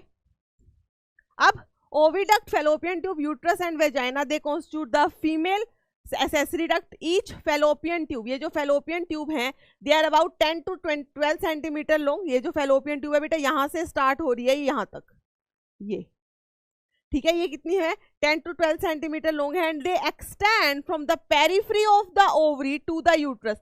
यहां से स्टार्ट होके यहां तक आ रही है। Extend from periphery each ovary to the uterus part which is, वो वाला पार्ट जो कि ओवरी के क्लोजर है उसे कहा जाता है इनफंडिबुलम। इस पार्ट को क्या कहा जाएगा बेटा? इनफंडिबुलम। और ये इनफंडिबुलम की जो एजेस हैं, ठीक है, वो क्या हो गए? फिंगर लाइक प्रोजेक्शन बन गई हैं, ताकि जब ये ओवरी एग रिलीज करे तो ये जो फिंगर लाइक स्ट्रक्चर जिन्हें फिम्ब्रिया कहा जाता है, ये उस एग को कैच कर ले। क्या करे बेटा? उस एग को कैच करे। कैच कर लेंगे तो उसके बाद एग जाएगा कहां पर? एम्प्यूला रीजन में। कहां जाएगा बेटा? Ampulla, which is the wider part of the oviduct. जो क्या है? वाइडर पार्ट है, ठीक है। जो लास्ट पार्ट है दैट इज द इस्थमस, वो क्या है बेटा, इस्थमस है। और इसका क्या है, ये काफी पतली होती है, इस्थमस जो है इसका नैरो ल्यूमन है, एम्प्यूला क्या होती है, वाइडर होती है, and isthmus then it joins the uterus. और ये पूरा तो फैलोपियन ट्यूब के आपके 3 पार्ट्स हो गए बेटा, इनफंडिबुलम, एम्प्यूला, इस्थमस। जो इनफंडिबुलम है उसकी एजेस जो है वो फिंगर लाइक है, जिन्हें कहा जाता है फिम्ब्रिए, ठीक है। जिन्हें क्या कहा जाता है बेटा, फिम्ब्रिए कहा जाता है, ठीक है। इतनी बात क्लियर है। चलो, the last isthmus join the uterus. चलो जी नेक्स्ट। अब यूट्रस, अब अगर हम इस यूट्रस की बात करें तो बेटा ये क्या है, सिंगल है। जैसे ओवरी और फैलोपियन ट्यूब तो पेयर्ड थे, यूट्रस क्या है, सिंगल है। यूट्रस की सबसे बाहर वाली कवरिंग को कहा जाता है पेरीमेट्रियम। बीच वाली कवरिंग यहाँ पर प्रेजेंट होती है बेटा स्मूथ मसल, जिसे कहा जाता है मायोमेट्रियम। मायोमेट्रियम में क्या प्रेजेंट है, स्मूथ मसल्स। और सबसे अंदर वाली कवरिंग जो है एंडोमेट्रियम कहा जाता है। एंडोमेट्रियम जो है ये काफी हाईली वेस्क्यूलर होती है और इसमें बहुत सारी ग्लैंड्स भी होती हैं, ठीक है। और देखो जब हम मेंस्ट्रुअल साइकिल पढ़ेंगे, देखो होता क्या है बेटा, मान लो कि यहाँ से एग रिलीज हुआ, अब वो एग जब तक इस एम्प्यूला में है, यहाँ पर अगर एग है और उसी टाइम उसको स्पर्म मिल गया तो ही फर्टिलाइजेशन होगी। तो आप ये लिख सकते हो फर्टिलाइजेशन, या आप कह सकते हो fusion of sperm and egg takes place only in ampulla region of fallopian tube. Fallopian, अगर एग यहां से आगे चला गया तो फर्टिलाइजेशन या फ्यूजन नहीं हो सकता। मान लो कि एग जो है वो अभी यहीं था फैलोपियन ट्यूब में, इतनी देर में वहां से स्पर्म आ गया, फ्यूजन हुई, फ्यूजन होने के बाद ये जाइगोट बना, फिर उसमें बहुत सारी माइटोटिक डिवीजन हुई, मल्टीसेलुलर स्ट्रक्चर बन गया। उसके बाद वो एग आ जाता है यहाँ पर बेटा, सॉरी जाइगोट या ब्लास्टोसिस्ट यहाँ आ गया। अब उस ब्लास्टोसिस्ट को अटैचमेंट चाहिए यूट्रस में, कहाँ पर अटैच करता है, इस अंदर वाली लाइनिंग एंडोमेट्रियम से, जो हाईली वेस्कुलर, जिसने जो हर महीने खुद को प्रिपेयर करती है कि भाई एग आएगा और मैं यहाँ पे अटैच हो जाएगा, ठीक है। वो इससे अटैच हो जाता है और यहीं पे पूरी डेवलपमेंट होती है। अब मान लो इन केस फर्टिलाइजेशन हुई ही नहीं, फर्टिलाइजेशन नहीं हुई, मतलब इस एग को स्पर्म नहीं मिला, सो ये यूट्रस के अंदर वाली लाइनिंग जो है ये तो क्या कहेगी, ये तो वेट कर रही थी बट ये एग नहीं आया, तो क्या होगा बेटा, अगर फ्यूजन नहीं हुई सो यूट्रस की जो एंडोमेट्रियम वाली लाइनिंग है पूरी शेड ऑफ हो जाती है, पूरी निकल जाती है, ऊपर से एग आता है, सब कुछ वेजाइना के थ्रू बाहर आ जाता है, जिसे हम कहते हैं मेंस्ट्रुएशन या ब्लीडिंग या मेंसेस। क्लियर है बेटा। फिर उसके बाद जो यूट्रस है it opens into a narrow canal, जिसे कहा जाएगा सर्विक्स, उसकी कैनाल को कहते हैं सर्वाइकल कैनाल, और वो अल्टीमेटली कहां पर होती है, वेजाइना में, जो वेजाइना खुद जो है एक 10 सेंटीमीटर लॉन्ग ट्यूब होती है,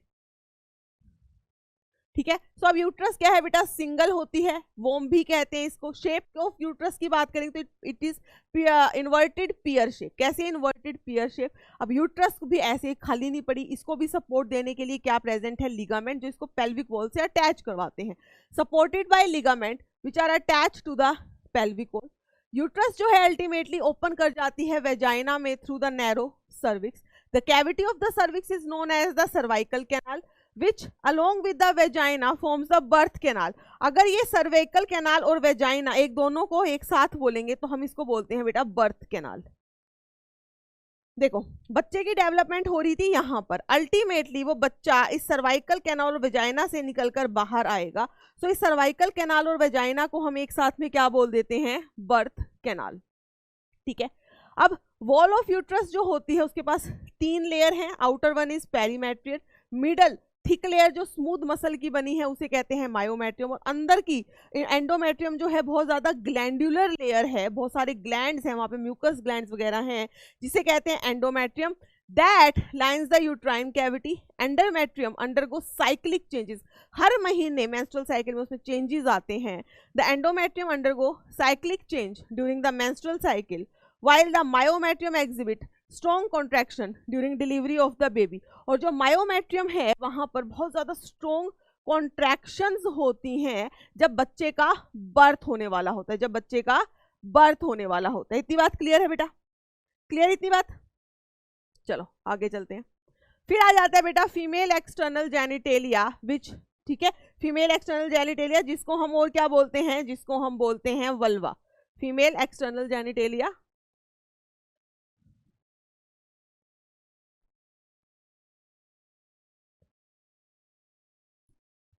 जिसे बोला जाता है वल्वा, फीमेल एक्सटर्नल जेनिटेलिया जिसे बोला जाता है वल्वा। ये वल्वा बना ही लेते हैं हम। सबसे पहले ऊपर की साइड प्रेजेंट होता है बेटा, यहाँ पे पूरा एक फैटी टिश्यू होता है, ठीक है, जिसके ऊपर प्यूबिक हेयर्स प्रेजेंट हैं, और यहीं से स्टार्ट होता है क्या, थिक फ्लैशी फोल्ड, जिन्हें कहा जाएगा लेबिया मेजोरा, ठीक है, जिन्हें क्या कहा जाता है बेटा, लेबिया मेजोरा। और यहाँ अंदर की तरफ होते हैं एक और फोल्ड जिसे कहा जाएगा लेबिया माइनोरा। फिर यहाँ एक ओपनिंग होती है यूरिथ्रल ओपनिंग, और अंदर की तरफ यहाँ होती है वेजाइनल ओपनिंग, ठीक है। So this portion is known as the mons pubis, जिसके ऊपर क्या है सारे के सारे, these are the pubic hair, ठीक है। ये है आपका लेबिया मेजोरा, ठीक है। दिस वन ग्रीन वाला जो पार्ट है इसे हम कहेंगे बेटा लेबिया माइनोरा, ठीक है। ये क्या है, this is urethral opening,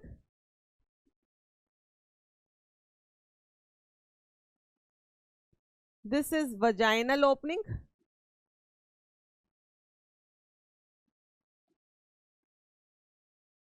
vaginal opening, ठीक है।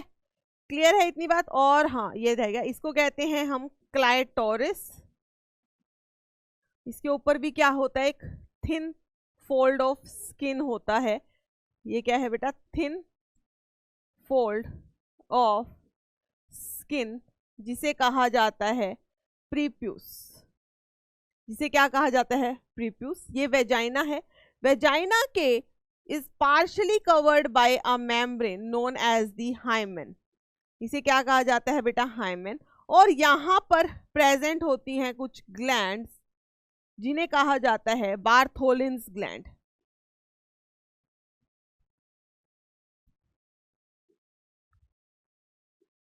which secrete mucus for lubrication during sexual intercourse,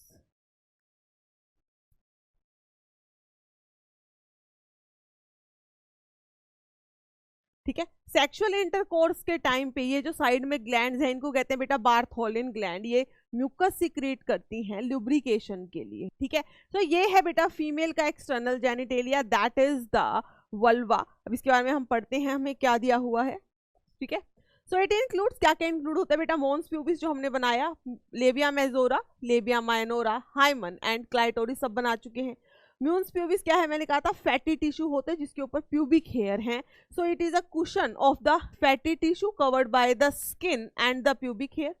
उसके बाद लेबिया मेजोरा क्या है, thick fleshy fold of tissue है which extend down from the mons pubis and surround the vaginal opening, जो इस मोन्स pubis से नीचे आते हैं और पूरी इस वेजाइनल ओपनिंग को सराउंड करके रखता है, ठीक है, हो गया। फिर आता है लेबिया माइनोरा, फिर ये भी क्या है, पेयर्ड फोल्ड ऑफ टिश्यू है under labia majora, under labia majora ये भी क्या है बेटा, पेयर्ड फोल्ड ऑफ टिश्यू है।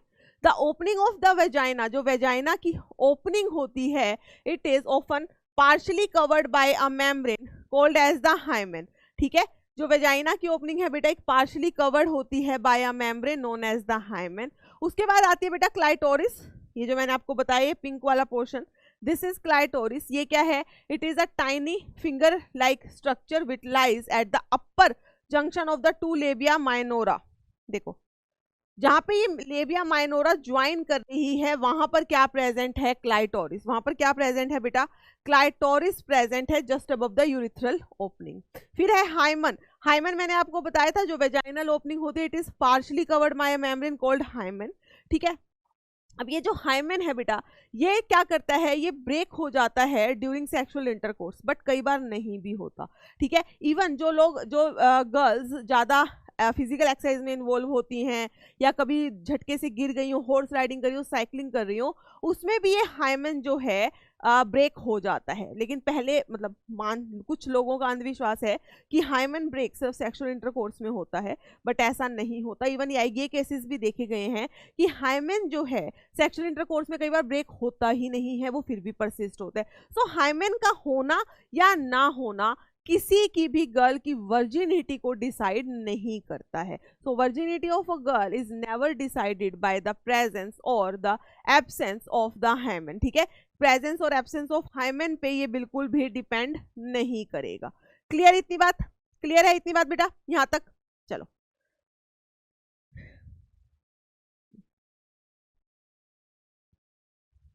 फिर नेक्स्ट आ जाता है बेटा मेमोरी ग्लैंड। फीमेल के अंदर एक जो फंक्शनल मेमोरी ग्लैंड है, वो कैरेक्टरिस्टिक फीचर होता है ऑल फीमेल मैमल्स का।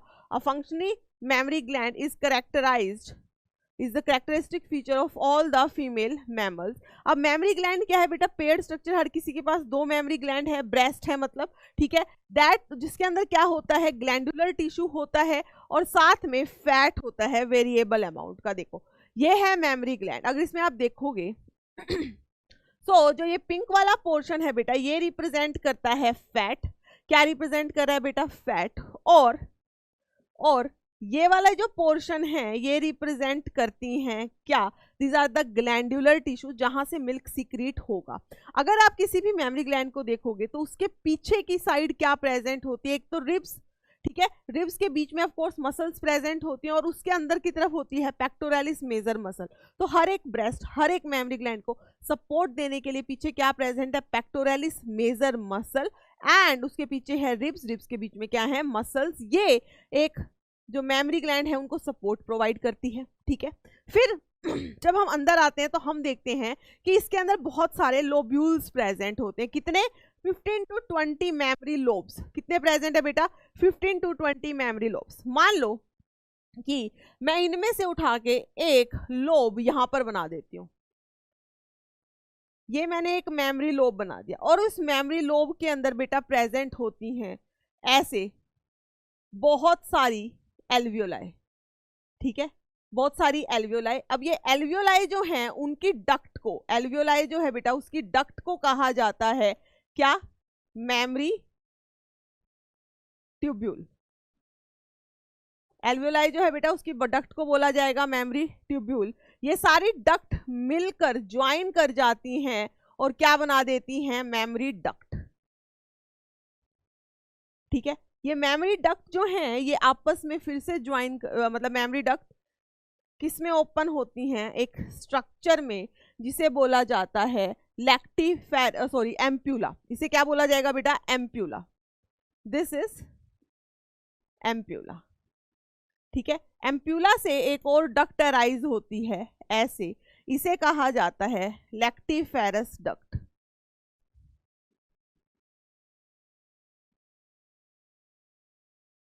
इसे क्या बोला जाएगा बेटा? Lactiferous duct. ऐसी ऐसी लैक्टिफेरस डक्ट बहुत सारी आती हैं और एक निपल के अंदर ओपन हो जाती हैं। So this is nipple. ये क्या है बेटा? निपल। निपल के अराउंड थोड़ा डार्क एरिया मिलता है जिसे कहा जाता है areola. This is the dark area around the nipple जिसे कहा जाएगा एरियोला, ठीक है बेटा। सो एक मेमोरी ग्लैंड के अंदर 15 से 20 क्या होते हैं? Memory lobe. ये क्या है? Memory lobe. और एक ब्रेस्ट के अंदर कितने हैं? 15 से 20 memory lobe. In memory lobes के अंदर क्या प्रेजेंट होती हैं? ये एल्वियोलाई, ठीक है, लिख लो इसको, एल्वियोलाई। एल्वियोलाई की जो एपिथेलियम है वो यहाँ पे क्या बने हैं बेटा? Alveolar cells. These are the milk secreting cells. क्या है ये? मिल्क सिक्रीटिंग सेल्स है, मिल्क बनाएंगे। वो मिल्क चलकर कहाँ आता है? मेमोरी ट्यूब्यूल में। मेमोरी ट्यूब्यूल ज्वाइन करके बनाती है डक्ट। डक्ट ओपन होती है एम्प्यूला। एम्प्यूला का काम क्या होता है? It store the milk. और जब बच्चा सक करता है तो इस लैक्टिफेरस डक्ट के थ्रू वो जो मिल्क है निपल के थ्रू बाहर आ जाएगा। ठीक है बेटा, क्लियर? तो अब देखो क्या लिखा था। The glandular tissue of each breast is divided into 15 to 20 mammary lobes. ये mammary lobes जो हैं they contain cluster of cells called as the alveoli. Called as the alveoli. The cells जो मैंने आपको बताया था, जो cells हैं alveoli के, they secrete milk. ठीक है, which is stored in the cavity या the lumen of the alveoli. The alveoli open into the mammary tubule. Mammary tubules जो हैं they join to form the mammary duct. Several mammary ducts they join to form the wider mammary ampulla. Ampulla जो है it is connected to the lactiferous duct through which milk is sucked out. Through which milk is sucked out. ठीक है, so ये जो ampulla है बेटा, इसके अंदर बहुत सारी ऊपर से mammary ducts आएंगी ऐसे। ठीक है, क्लियर बेटा इतनी बात?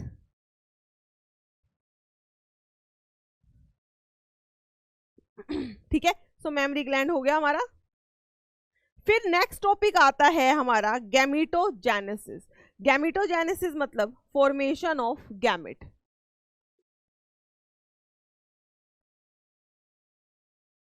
गैमेटोजेनेसिस का मतलब क्या होगा बेटा? Formation of gametes. मेल के अंदर क्या बनते हैं? स्पर्म, जिसे हम क्या कह देते हैं? स्पर्मेटोजेनेसिस। उसी की हम सबसे पहले बात कर रहे हैं।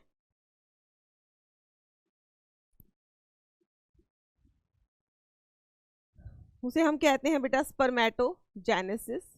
ठीक है, सबसे पहले मैं आपको ऐसे ही समझा देती हूँ एक बार कि स्पर्मेटोजेनेसिस में आखिर होने क्या वाला है। ठीक है, स्पर्मेटोजेनेसिस की बात करूँ तो ये कहाँ पर होंगे बेटा? सेमेनिफेरस ट्यूब्यूल में होंगे। ठीक है, कहाँ होंगे? सेमेनिफेरस ट्यूब्यूल में। मैं एक काम करती हूँ, सेमेनिफेरस ट्यूब्यूल में कहाँ पे? मेल जर्म सेल्स, यहाँ पे मैंने बना दिया है ये। These are the male germ cells.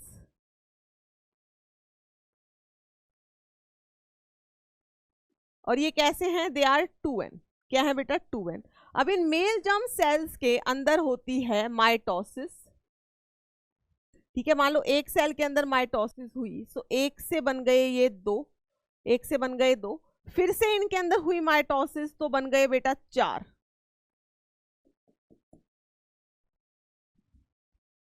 ठीक है, ये भी क्या थे आपके? 2n थे, ये भी थे 2n। इसको कह देंगे हम टाइप ए स्पर्मेटोगोनिया।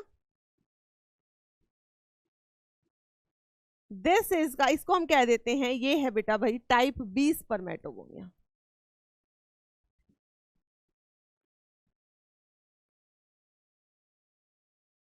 ठीक है, ये जो टाइप ए स्पर्मेटोगोनिया है दे अंडरगो माइटोटिक डिवीजन।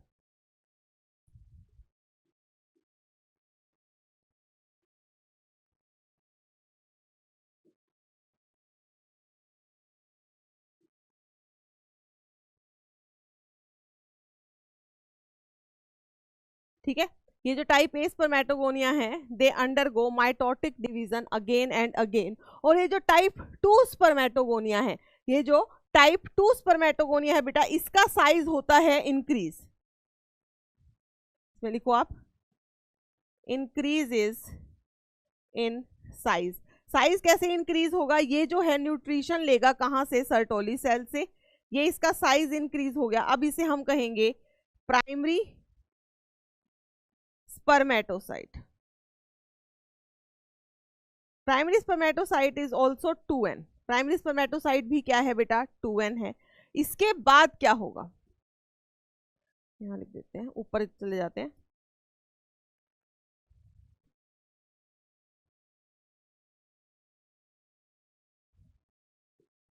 ये जो प्राइमरी आपका स्पर्मेटोसाइट था विच इज 2n, क्या है बेटा? Primary spermatocyte.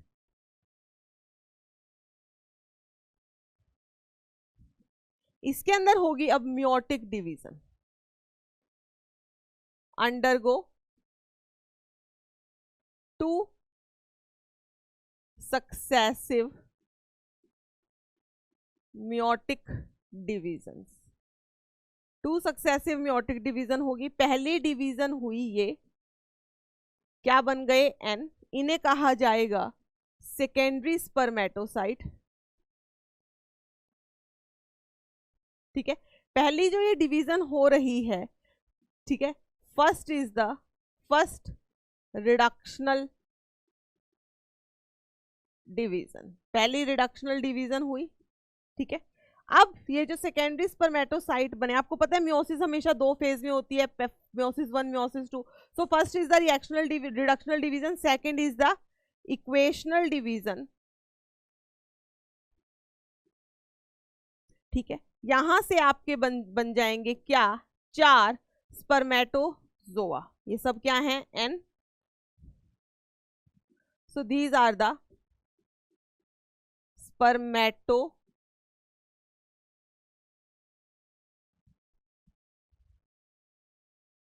सॉरी ये बन गए बेटा आपके यहां से स्पर्मेटिड। अब आप देखो बेटा, अभी जो हमने यहाँ स्पर्मेटिड बनाए हैं ये तो राउंड राउंड है, लेकिन हम नॉर्मली जो स्पर्म देखते हैं वो हमेशा कैसा होता है, थोड़ा लंबा सा होता है। ठीक है, होता है कि नहीं, होता है ना। तो अब इसकी होएगी शेप में चेंज, अब इसकी होएगा बेटा शेप में चेंज, दैट इज अब होगी यहाँ पे स्पर्मियोजेनेसिस। और इन स्पर्म्स की शेप चेंज हो जाएगी और ये बन जाएंगे spermatozoa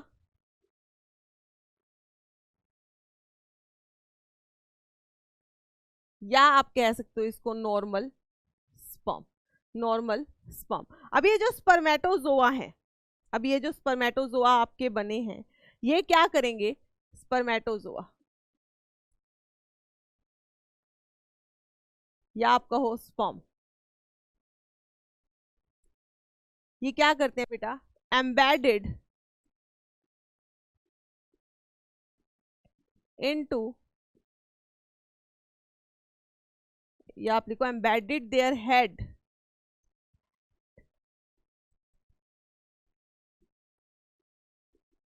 into Sertoli cells, into Sertoli cells, gain nutrition, वहां से न्यूट्रिशन गेन करेंगे, देन लीव, उसके बाद वहां से निकल जाएंगे। देन क्या करेंगे बेटा, वो लीव कर जाएंगे, या आप कह सकते हो लीव कर जाएंगे, या आप क्या कह सकते हो बेटा, वहां से निकल जाएंगे। ठीक है, इसको आप कह सकते हो released from the seminiferous tubule.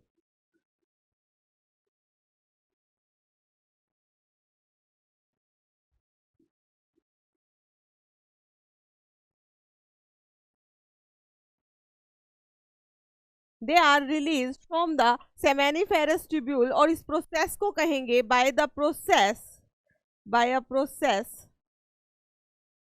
Called as spermiation.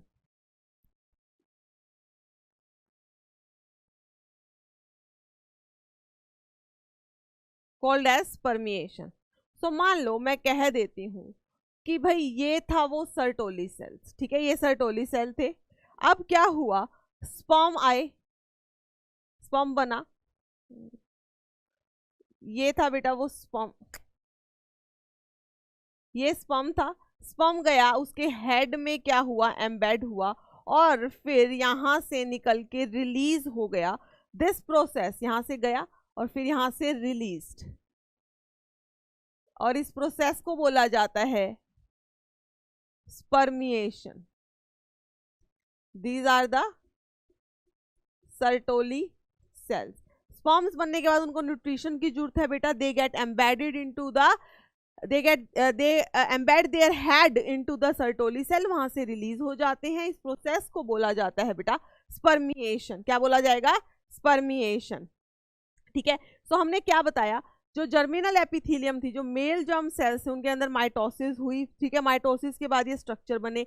ये माइटोसिस होने के बाद क्या हुआ कि आपके इनके अंदर माइटोसिस होती, कुछ तो टाइप ए हो गए, वो हमेशा माइटोसिस ही करते रहेंगे, कुछ बन गए बेटा टाइप बी। उन्होंने अपना साइज इंक्रीज किया by gaining the nutrition from the Sertoli cells, और ये टाइप बी सेल्स जो है वो उनको अब हम कहना स्टार्ट कर देंगे प्राइमरी स्पर्मेटोसाइट। अब ये जो प्राइमरी स्पर्मेटोसाइट है, इसके अंदर हुई 2 successive meiotic division. First is the reductional, second one is the equational division, ठीक है, पहली रिडक्शनल हुई बेटा, फिर क्या हो गई, इक्वेशनल डिवीजन हो गई, और यहां से आपके क्या बन गए, स्पर्मेटिड, क्या बन गए बेटा, स्पर्मेटिड। ये सब अब क्या है, देखो जब भी प्राइमरी नाम आएगा तो आप बोलोगे वो है डिप्लॉयड, सेकेंडरी आ जाएगा तो वो हो जाएगा हैप्लॉयड, स्पर्मेटिड। स्पर्मेटिड के अंदर शेप चेंज हुई इनकी, और ये शेप चेंज होने के बाद क्या बन गए बेटा, that is conversion of spermatid into spermatozoa, और sperm is known as the spermiogenesis. अब ये sperm they get their head embedded into the Sertoli cell, वहां से न्यूट्रिशन गेन करके रिलीज हो जाते हैं, उस प्रोसेस को कहा जाता है स्पर्मिएशन। उसे क्या कहते हैं हम, स्पर्मिएशन, ठीक है। सो यही चीज हमारी इसके अंदर लिखी हुई है, क्या, the primary sex organ, the testis in the male and the ovaries in the female, they produce gamete, that is sperm and ovum respectively, by the process called gametogenesis.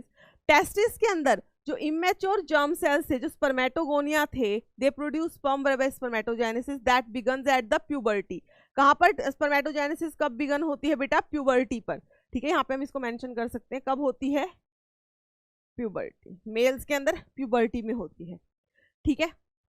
Now, the spermatogonia present on the inside wall of the seminiferous tubule, they multiply by the mitotic division, and each spermatogonium जो अभी diploid है 46 chromosome है, some of the spermatogonium जिनको हम primary spermatocyte कहेंगे, they periodically undergo meiosis, ठीक है, primary spermatocyte के अंदर फर्स्ट म्योटिक डिवीजन कंप्लीट करेगा, reductional division leading to the 2 equal haploid cells, 2 equal haploid cells जिनको कहेंगे सेकेंडरी स्पर्मेटोसाइट, जो कि अब क्या हो गया है, एन हो गया है। सेकेंडरी स्पर्मेटोसाइट के अंदर सेकंड म्योटिक डिवीजन होगी और 1 से 4 हैप्लॉइड स्पर्मेटिड बनेंगे। अब ये स्पर्मेटिड जो है इनकी शेप चेंज होती है, ये स्पर्मेटोजोआ में कन्वर्ट होते हैं बाय स्पर्मियोजेनेसिस। स्पर्मियोजेनेसिस के बाद जो स्पर्म का हेड है, it become embedded into the Sertoli sales, finally released from the seminiferous tubule by the process called spermiation, जिस प्रोसेस को हम क्या कहते हैं बेटा, स्पर्मिएशन कहते हैं, प्रोसेस को हम क्या कहते हैं, स्पर्मिएशन, क्लियर। चलो नेक्स्ट, स्पर्मेटोजेनेसिस के हमने बता ही दिया, it will start at the age of puberty, ठीक है, start at the age of puberty due to significant increase in the secretion of gonadotropin releasing hormone, ये जो GnRH, ठीक है, प्यूबर्टी के टाइम पे बेटा, प्यूबर्टी पर जो एंटीरियर पिट्यूटरी ग्लैंड है ये क्या रिलीज करती है, GnRH, that is FSH and LH, क्या रिलीज करती है, FSH और LH रिलीज करती है। ये FSH और LH जो है ये जाके टेस्टिस पे काम करते हैं, ठीक है। The increase level of GnRH then act on the anterior pituitary, ये हो गया, ठीक है, सॉरी यहां से रिलीज होते हैं gonadotropins,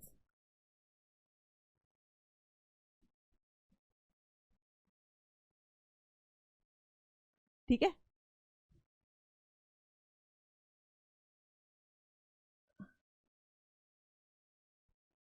hypothalamus at the time of puberty releases the gonadotropin releasing hormone, वो हार्मोन कहाँ पर आते हैं बेटा, एंटीरियर पिट्यूटरी पे, एंटीरियर पिट्यूटरी क्या रिलीज करता है, gonadotropin, that is LH and FSH, क्या रिलीज करता है, LH और FSH।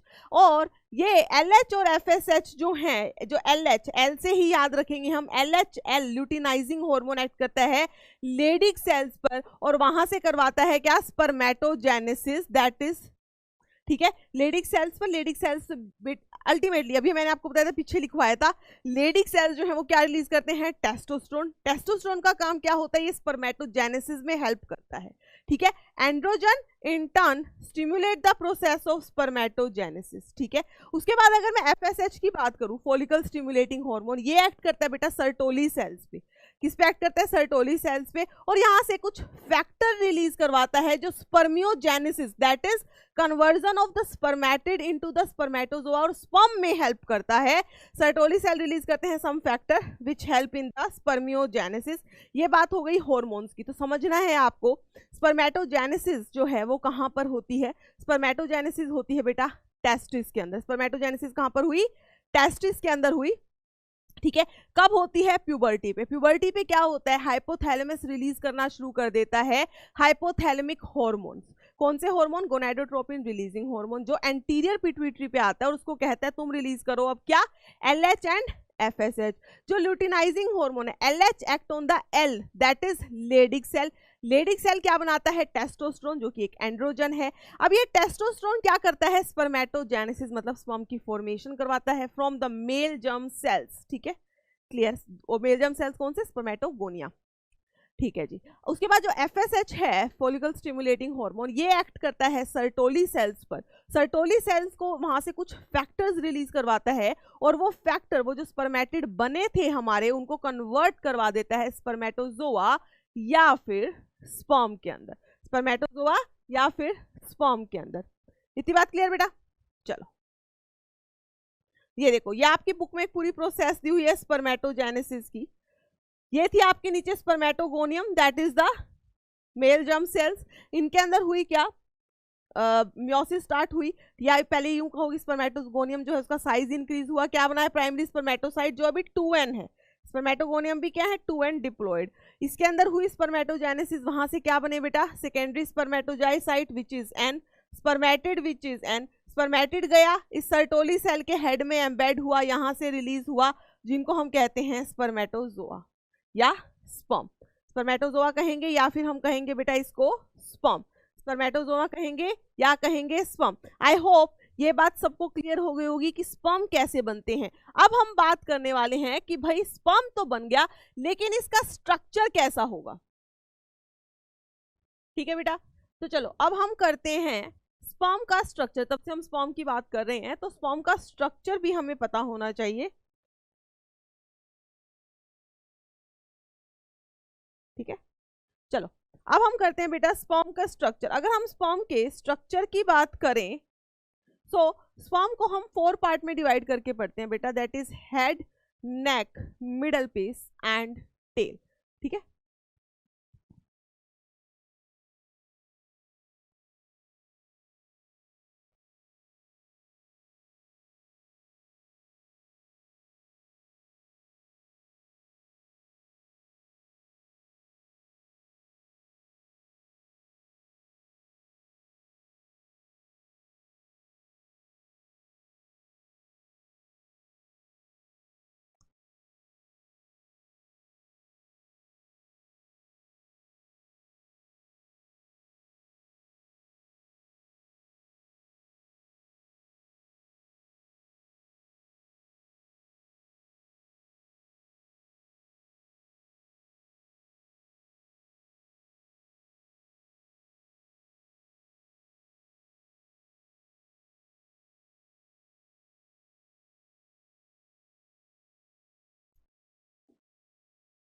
ठीक है बेटा। तो सबसे फर्स्ट पार्ट, ठीक है, इसे हम कहेंगे दिस वन, इधर से लिख देते हैं, दिस इज हेड। ठीक है, ये वाला जो पार्ट है इसे हम कहेंगे बेटा neck. Now this one is the middle piece.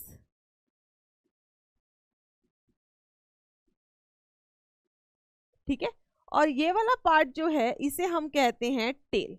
इसे हम क्या कहते हैं? टेल। ठीक है, और इतना पार्ट, ये वाला जो पार्ट है इसे हम कहते हैं एक्रोसोम। इसे हम क्या कहते हैं बेटा? Acrosome, which is a cap like structure and contains sperm lysine and it contain sperm lysine. ठीक है, ये वाला जो पार्ट है दिस इज न्यूक्लियस। क्या कहेंगे बेटा? न्यूक्लियस। यहां पर प्रेजेंट होता है proximal centriole, this is proximal centriole. और इस प्रोक्सिमल सेंट्रियोल से अराइज करती, यहां से होती हैं बेटा, प्रॉक्सिमल सेंट्रियोल से अराइज करेगी, एक मिनट,